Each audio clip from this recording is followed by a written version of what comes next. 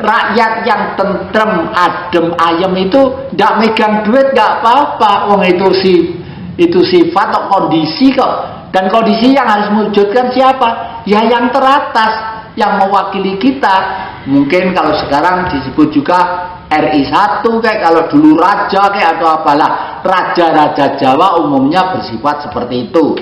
Lalu saudara yang kedua namanya Brotoseno Werkudara. Gede, dur, gagah, perkoso ya.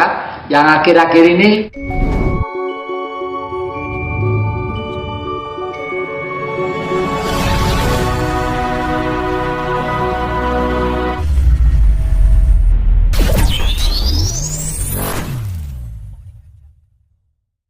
ya, saya lanjutkan ya. Nah, jadi dari Sang Hyang Tunggal, Sang Hyang Nurtahya, Sang Hyang Nuroso. Karena sudah ada Nuroso, wis ada Roso.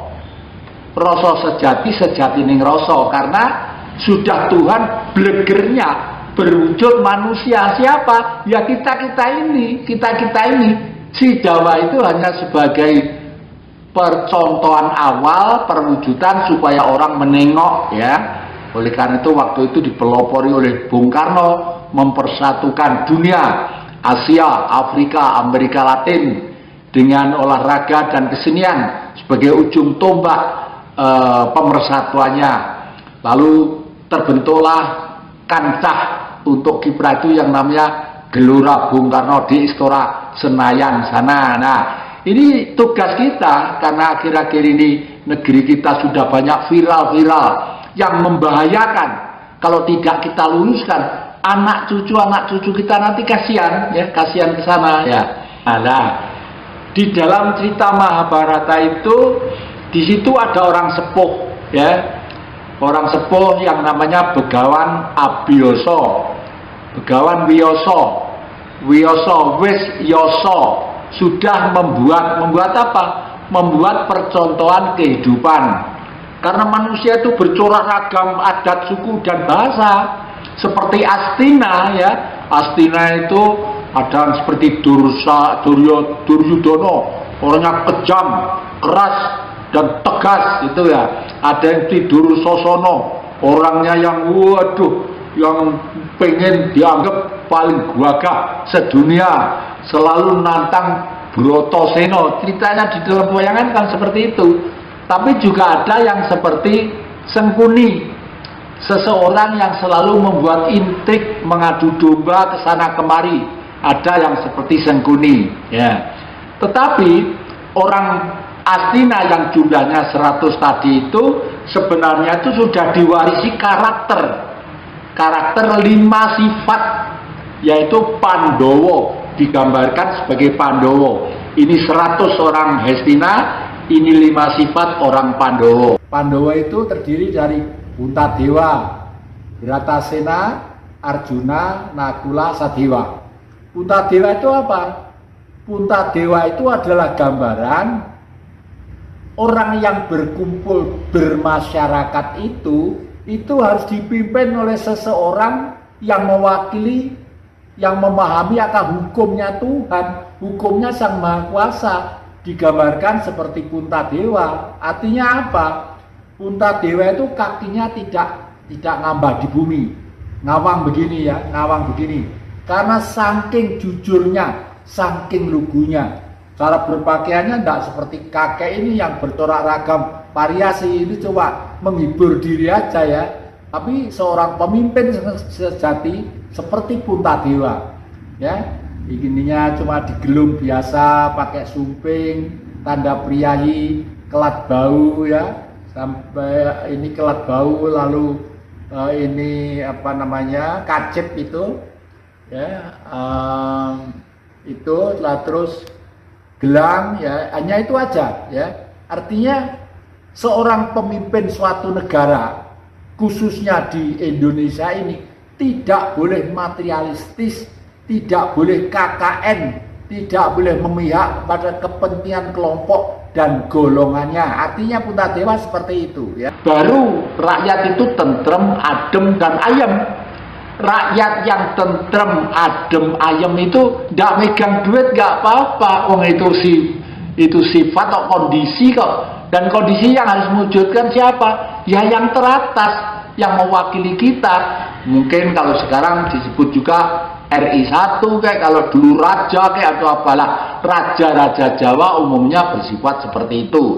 Lalu saudara yang kedua namanya Brotoseno Werkudara, gede dur gagah perkoso ya.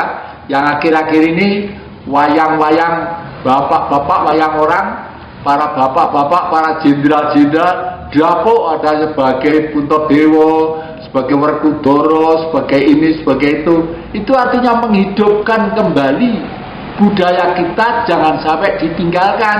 Karena budaya kita budaya adiluhung yang tak tertandingi di dunia ini. Kakek yang ngomong, tak tertandingi di dunia ini. Karena tugas orang Jawa yang tadi saya katakan, tugasnya sekarang ini memulai lagi perdamaian dunia. Tahun 1995 saya itu membuat buku tipis, Pak. Judulnya adalah Manusia Pancasila. Ternyata buku kakek itu mendapat apresiasi yang bagus dari Vatikan, dari Eropa, dari Vatikan sana. Malah karena buku itu kakek ini dianggap menguraikan Tuhan ciptaannya, manifestasinya, dan perkembangannya serta gambaran sistem terang peradaban kehidupannya. Kakek kelihatannya mendapat sesuatu yang tidak usah saya ceritakan di sini. Saya terima kasih pada mendiang Paus Benediktus yang ke-16. Terima kasih, matur nuwun. Ya, memang tugas kami itu karena kami terus terang aja masih terngiang-ngiang tahun 62 mendapat dawuh dari Bung Karno waktu saya masih SMA kelas 2. Jadi ingat, jadi besok yang meneruskan Bapak. Bukan berarti saya harus menjadi ini, menjadi ini. Tidak itu. Meneruskan supaya negara ini tetap berpancasila. Tetap berpancasila. Karena Pancasila itu sudah titik kulminasi, titik terakhir dari suatu peradaban dunia. Hanya begitu masuk Orde Baru, ini mulai diotak-atik oleh para profesor itu. Diotak-atik ke sana kemari, lalu menjadi P4 dan lain sebagainya. Dalam hal ini kesimpulannya, yang menjadi aparat di negeri ini sama sekali tidak pernah belajar Pancasila yang benar. Ya, kalau dulu waktu kakek masih kecil, yang sepuh-sepuh masih kecil, itu hanya 5K. Dihafalkan tuh gampang dihafal. Nggak sekolah pun ngapalnya cepet. Bisa karena hanya 5K. Ketuhanan yang Maha Esa, kebangsaan, kemanusiaan, kerakyatan, keadilan sosial. Titik. Nah setelah itu lalu diwut-wut ke sana kemari. Intinya ngewut-wut itu apa? Supaya masyarakat atau manusia di Indonesia itu ruwet untuk menghayati Pancasila. Akhirnya betul juga. Sekarang ini secara langsung atau tidak langsung bentuk pemerintahan kita sudah nyimpang dari Mahabharata atau Pancasila tadi itu.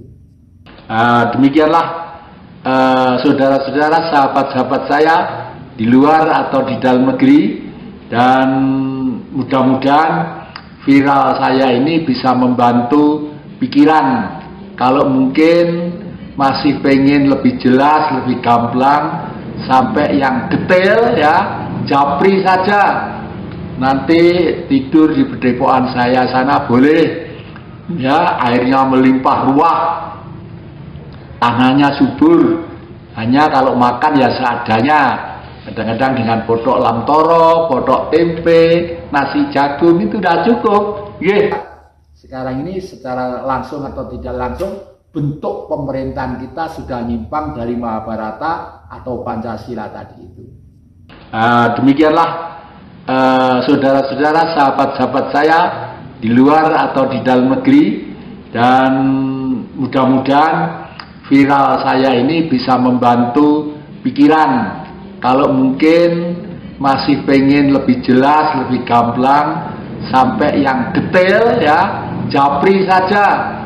Nanti tidur di pedepokan saya sana boleh ya, airnya melimpah ruah, tanahnya subur. Hanya kalau makan ya seadanya. Kadang-kadang dengan botok lamtoro, botok tempe, nasi jagung itu sudah cukup. Terima kasih. Ini hanya sekedar awal, nanti disambung lagi yang lebih meluas lagi. Terima kasih. Rahayu. Salam nasional kita.